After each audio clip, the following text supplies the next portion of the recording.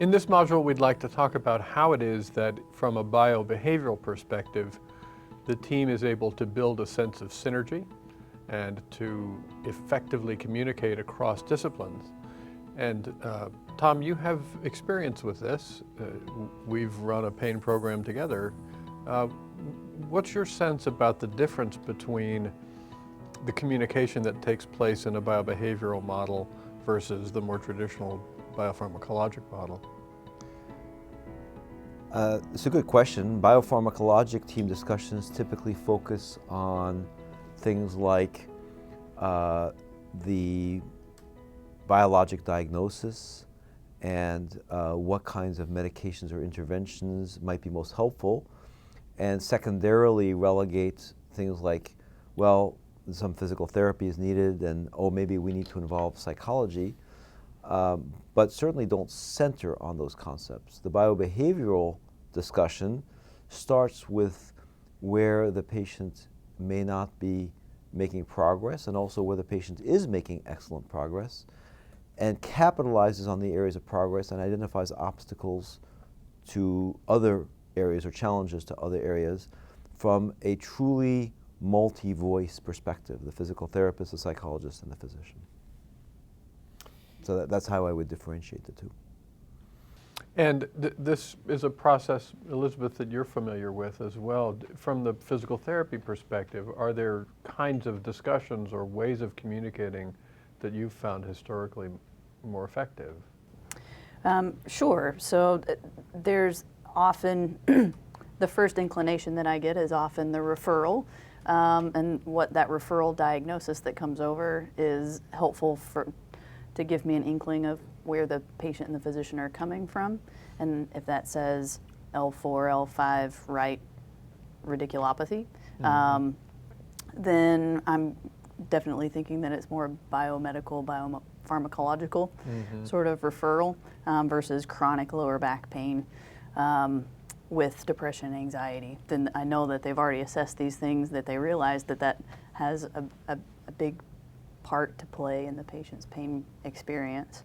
And then the communication is another one that is very helpful. I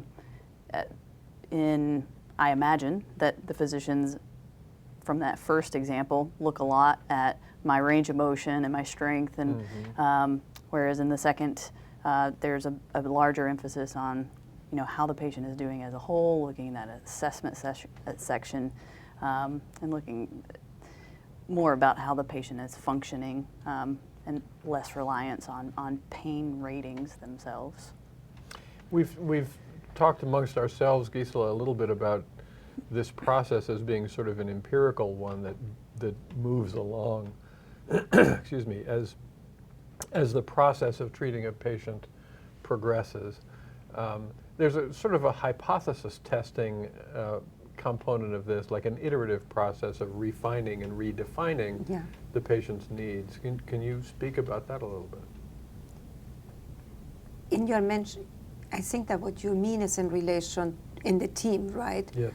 To see that, just to be sure that we are all on the same page in the team, that we are all giving the same, I wouldn't say giving the same recommendations, that's not going to happen, but that we are all working for the same purpose. Pulling in the same direction. Correct. That if I send them to physical therapy, and obviously I believe that they need to do aerobic activity because that's going to help with the chronic pain. Obviously, not being a PT, I may have my goals a little bit not necessarily aligned with the PT, because I want them to be in the treadmill for 6 minutes, but they haven't gotten up from bed in 3 months. So obviously I need to, we need to work with the PT that first strength has to develop and a little bit of endurance. But then we need to align our goals that I really want them to get that aerobic reconditioning rather than just strength or be able to walk or something like that. I don't know if that's what you were asking a little bit. And I can imagine that you might get feedback then from the physical therapist that there's a particular fear expressed by the patient with regard to tissue damage or some consequence of aerobics, that communication then could facilitate when the patient comes back to see you, you're being able to address and put that fear to rest. I think that that's where we lack a lot of the team building, and I think that that's so important to develop that better. I'm not sure that routinely that communication is that clear. And I think that the importance of this module that we are discussing right now is trying to figure out ways that if you want to treat chronic pain, that there is a much more detailed, open communication with your physical therapist as well as your psychologist, that you understand what is the limitations that a physical therapist is finding, rather than just getting a general report. That sometimes it's easier to pick up the phone and say, hey, can we talk about this patient?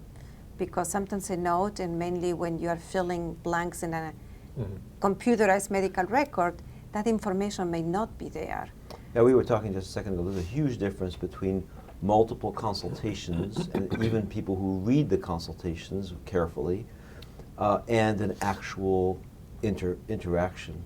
And I'd like to put forth to our group a question as to, okay, let's say you have the ability to have a phone call, you know, once a week, 15-minute phone call about all the patients you share, or even a meeting in person. How would that team meeting function in an ideal way? What are we all striving to achieve in that meeting so that the team is synergistic and the patient's progress is optimized?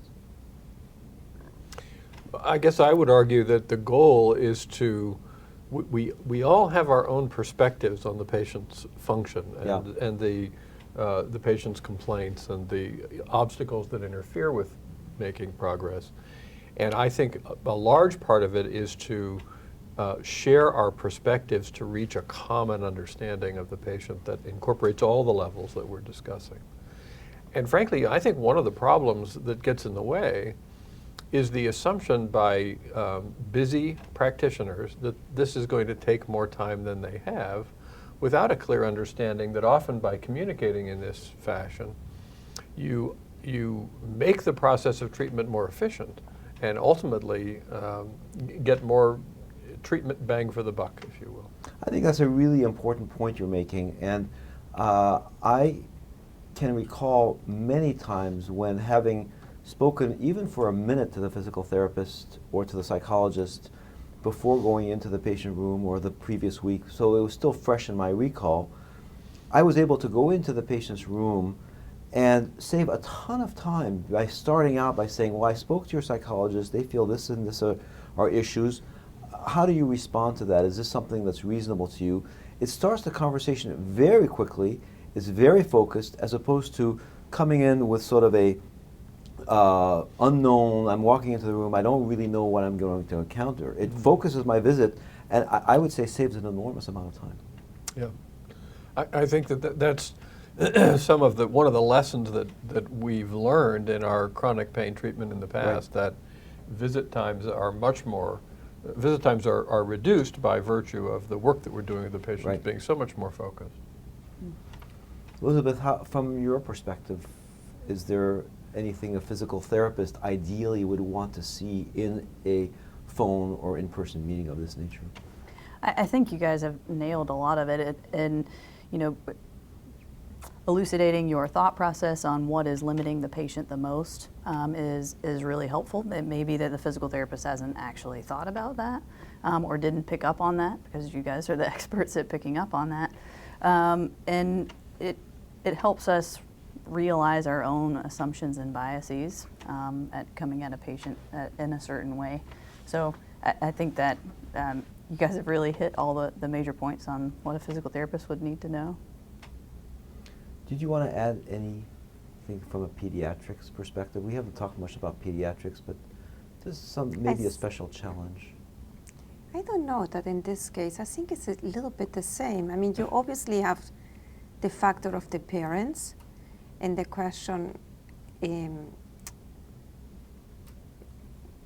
if the child and the parents are at the same stages of change or not. So if the parents sometimes are really in the action, but the child is still in the pre-contemplative stage, then obviously even if the father is ready that the child starts doing physical therapy and exercise, if the kid goes there and tells the PT, I'm hurting, I can't move, you know, we are totally not Right. aligned. But I think that all the other concepts, I think that they are very, very similar. Very similar. Where maybe we found sometimes the most is with the psychologist, because usually the parents don't go in. So many times I don't think that the parent knows exactly where the patient is in relation to the therapy or the cognitive behavioral therapy, because they only get into to see the psychologist as a parent every so many visits. And if I ask the adolescent, okay, is your psychologist working on CBT? They looked at me like, I don't know what you're talking about. You know, I just see the psychologist. So you don't get a good explanation. But if you ask if they're assigned homework, that'll give you an idea. Or even if you ask, are you finding those discussions, those sessions helpful? Yeah. Are you finding that the psychologist to whom I've sent you is engaged well with you? I think that would be helpful to know. But that does not necessarily mean that they're doing CBT.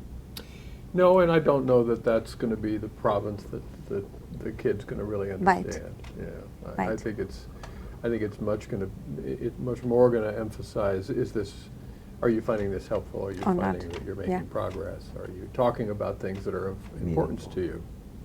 Yeah. Yeah, that's a good point. Yeah. Yeah. We will see a team discussion modeled in one of the next videos.